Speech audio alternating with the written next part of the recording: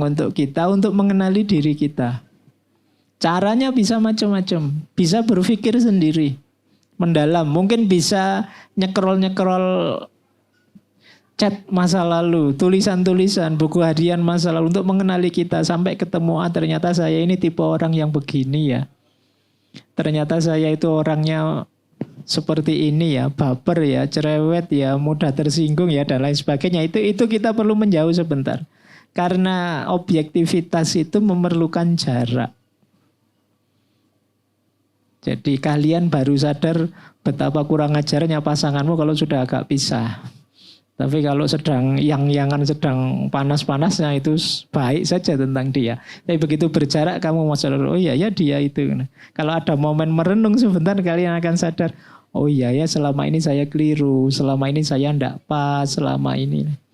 Ini yang disebut momen tadi loh, menghilang. Jadi kita perlu momen-momen semacam ini. Kalau para sufi sudah otomatis mereka mengambil momen uzlah, kholwat, melatih mental zuhud dan lain sebagainya. Cuma kita mungkin kita menganggap istilah-istilah zuhud, kholwat itu kan sangat religius. Nah kita bikin sendiri versi kita yang mungkin lebih psikologis, lebih pragmatis untuk hidup kita dalam rangka mengenali diri tadi. Jadi biar kita tidak terlalu mengikuti tadi loh dromologi kecepatan hidup, tapi juga ketepatan hidup. Cepat kalau tidak tepat ya eman-eman. Cepat ayo tapi tepat. Itu kayak dulu di TVRI ada acara cerdas cermat terus diganti cepat tepat.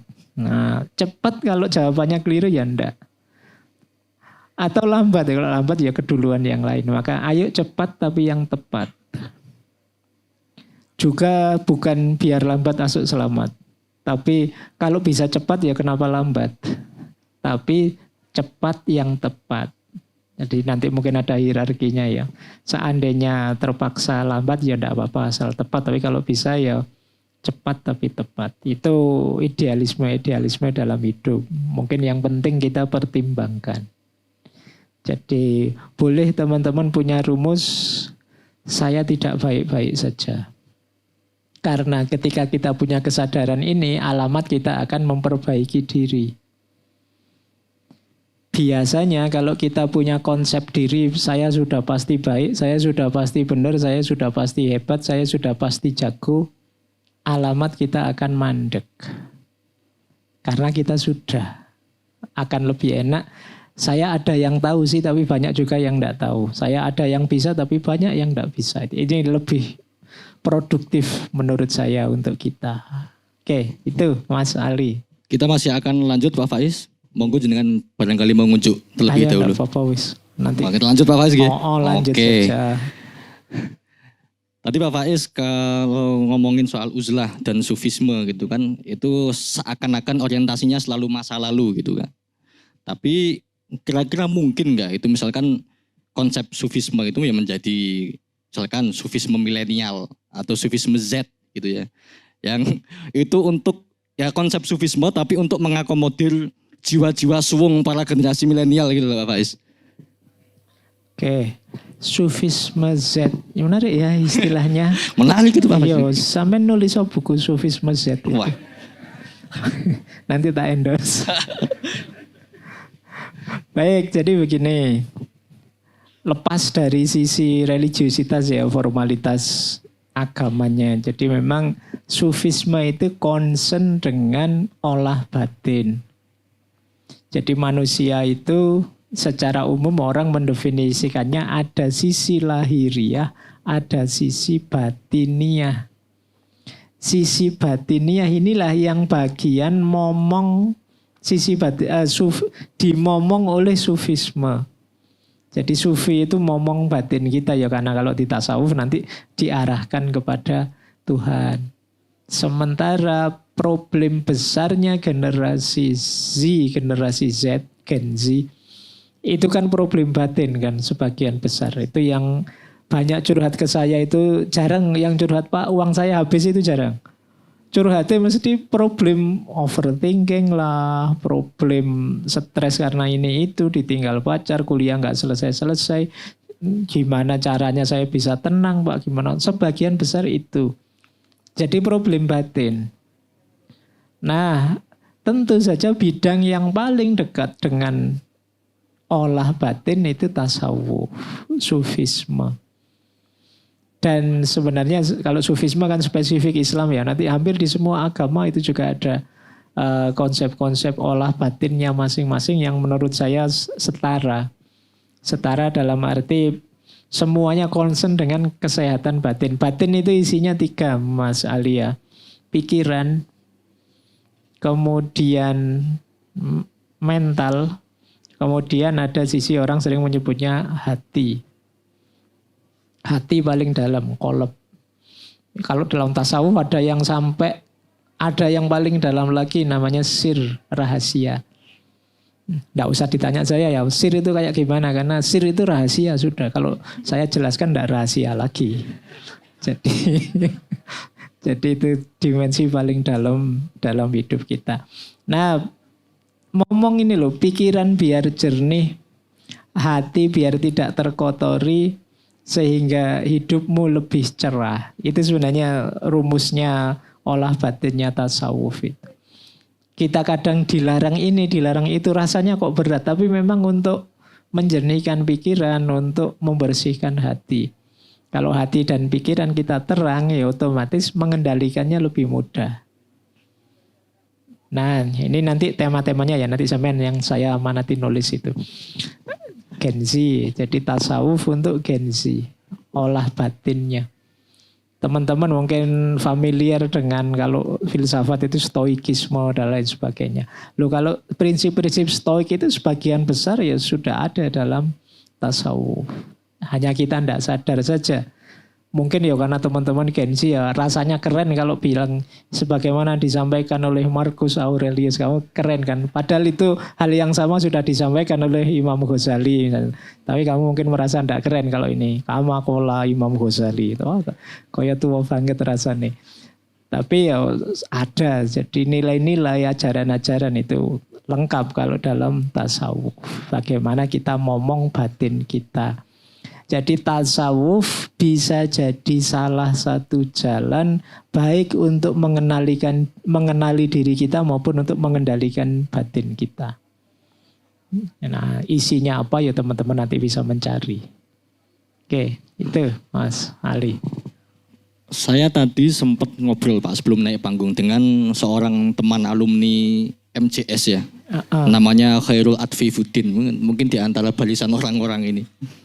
Jadi dia curhat ke saya, Li, tapi kalau menemukan diri sejati itu kan mumet ya, sulit. Karena dulu sempat pernah ya beredar video mahasiswa tanya di satu forum gitu gini. Karena dia dalam proses mencari diri sendiri ya Pak ya.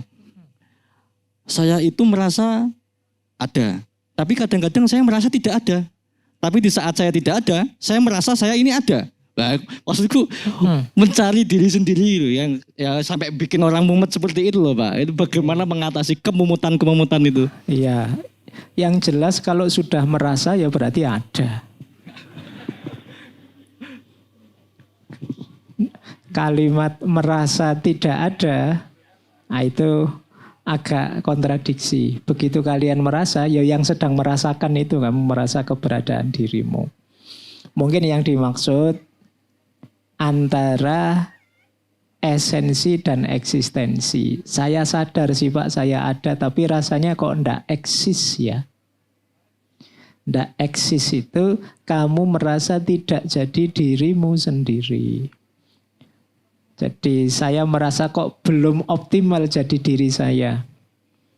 Biasanya kalau teman-teman belajar psikologi, nanti ada fake self, ada idealized self, dan yang ketiga ada superficial self. Itu yang membuat diri kita rasanya tidak ada. Fake self itu teman-teman tidak bisa mengekspresikan keinginannya, cita-citanya, dan lain sebagainya karena tuntutan tertentu. Misalnya Mas Ali ini, dia mungkin tidak ingin seperti ini, Kak ingin gayanya kayak ngerti-ngerti gitu. Tapi ya berhubung jadi moderator, dia harus kaya kayak menguasai materinya. Nah, ini namanya fake self. Bawa jadi buka Pak. Kan buat contoh, kalau contoh sana saya tidak kenal sampean. Jadi kita dalam hidup sering begitu. Saya tidak mau begitu, tapi tuntutan dituntut orang tua, dituntut masyarakat, kewajiban sudah terlanjur kerja di situ dan lain sebagainya.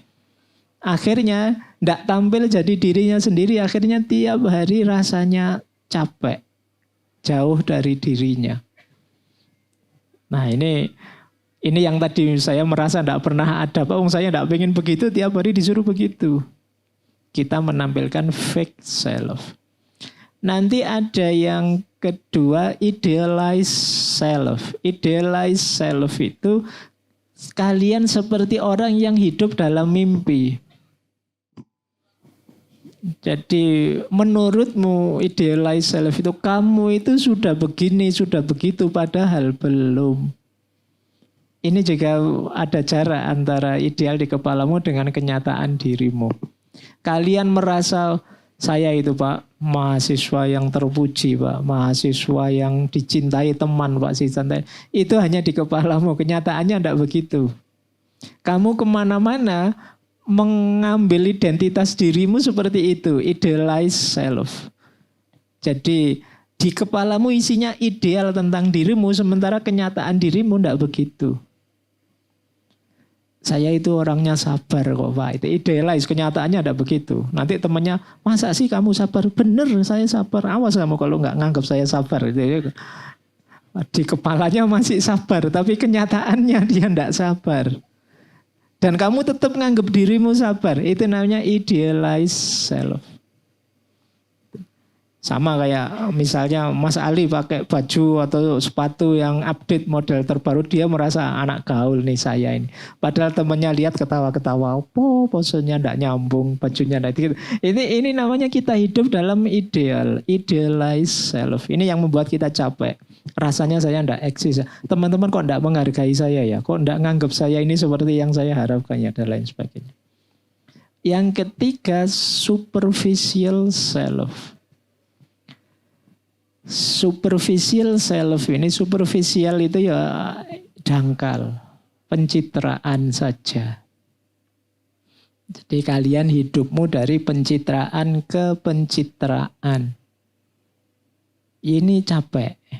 Jadi kalian kalau ada yang sering capek dengan dirinya, jangan-jangan kalian belum jadi dirimu sendiri. Mungkin masih di tiga ini tadi, antara fake. Kalau fake itu terpaksa oleh lingkungan sekelilingmu, atau idealize itu kamu salah konsep tentang dirimu, atau superficial. Kamu lebih memilih pencitraan. Kalau yang ketiga ini pilihanmu sendiri. Kamu tahu sih kamu tidak begitu tapi ingin menampilkan begitu. Itu kayak kalau Mas Ali kalau waktu di Jogja itu di kos-kosan itu ya sholatnya bolong-bolong, tapi begitu pulang ke rumah bawa sajadah pakai kopiah neng masjid itu kan. Sebelum adzan sudah ada di masjid. Ini namanya superficial, pencitraan saja. Aslinya tidak begitu. Nah kalian mungkin sering begitu tapi tidak sadar. Jadi ingin dikenali orang sebagai begitu. Kalau idealis ingin memperkenalkan dirimu sebagai begitu, meskipun faktanya tidak begitu. Kalau yang fake tadi kamu terpaksa harus beda antara idealmu dengan kenyataannya. Mungkin karena masyarakat, karena lingkungan, kamu terus jadi orang yang palsu.